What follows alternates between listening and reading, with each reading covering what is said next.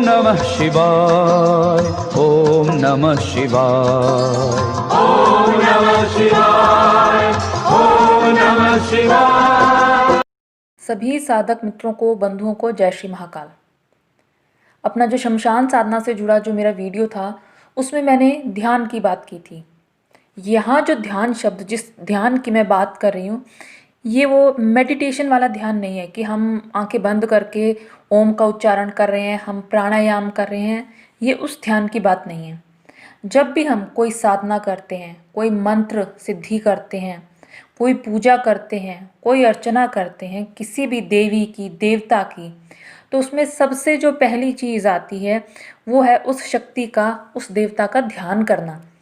जैसे हम दुर्गा सप्तशती को पढ़ना शुरू करते हैं तो उसमें भी सबसे पहले जो माता का ध्यान मंत्र दिया होता है।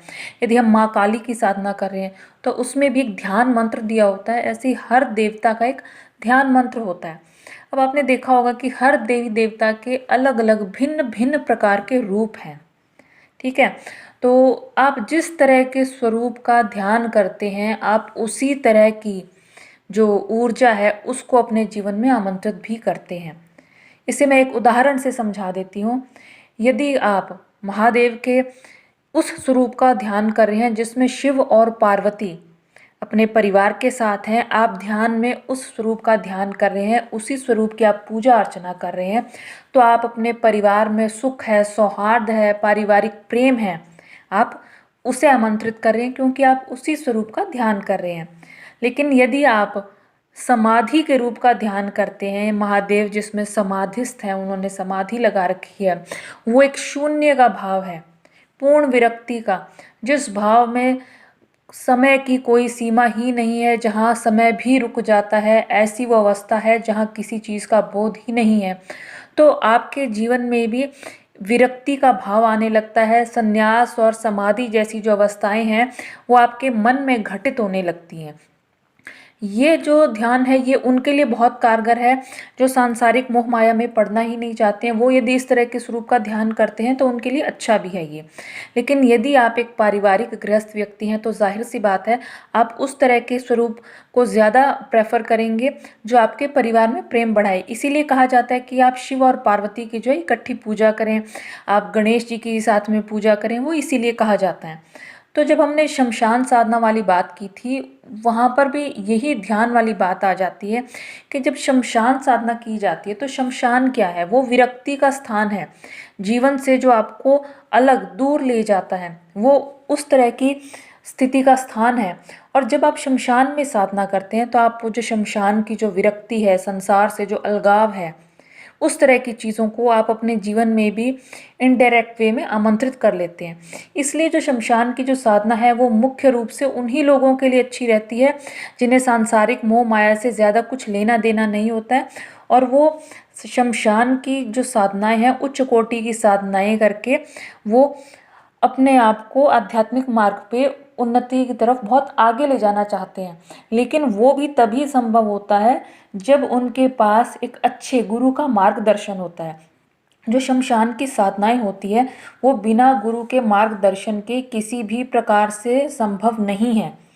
यदि कोई जाने अनजाने करता भी है तो उसका पागल हो जाना, मानसिक रूप से विक्षिप्त हो जाना और तरह तरह की पारलौकिक बाधाओं से ग्रस्त हो जाना ये पूर्ण रूप से निश्चित है, क्योंकि व्यक्ति उन चीज़ों को जब तक समझ ही नहीं सकता है वो न उनसे लड़ सकता है और न ही उनसे छुटकारा पा सकता है।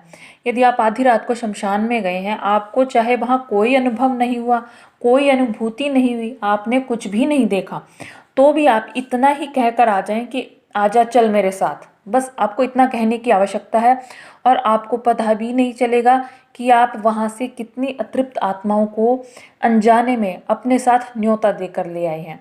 अगर आपको पारलौकिक चीज़ों की डायरेक्ट अनुभूति नहीं होती है, आपको अपने आसपास उनके होने का एहसास नहीं होता है, तो आपको घर में उनके होने का पता तो नहीं चलेगा।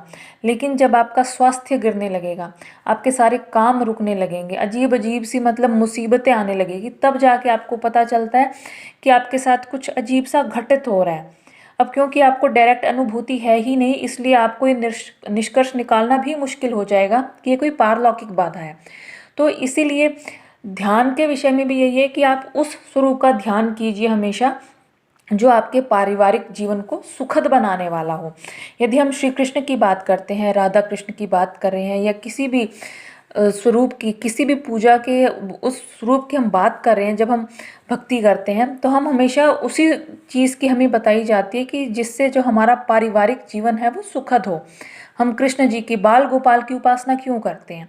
जिसके संतान नहीं है उसे कहा जाता है कि उसे बाल गोपाल की सेवा करनी चाहिए, उसे अपने घर में बाल कृष्ण लाने चाहिए, उसे संतान गोपाल का पाठ करने को कहा जाता है। वो क्यों किया जाता है?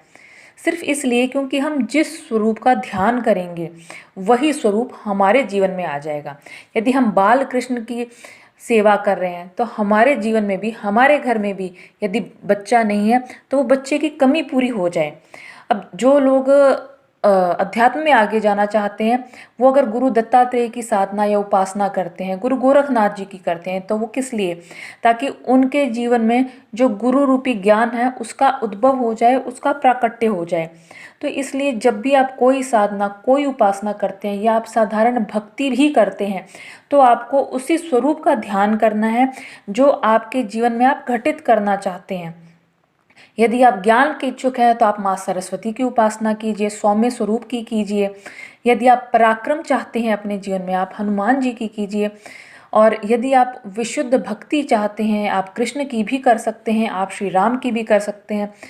तो आज की वीडियो में केवल इतना ही। आशा है आपको वीडियो पसंद आया होगा और चैनल को सब्सक्राइब ज़रूर कीजिए, क्योंकि मेरे जो आधे से ज़्यादा जो फॉलोअर्स हैं, जो मेरे वीडियोस देखते हैं, उन्होंने अभी तक चैनल को सब्सक्राइब नहीं किया है। तो आज के लिए इतना ही। जय श्री महाकाल।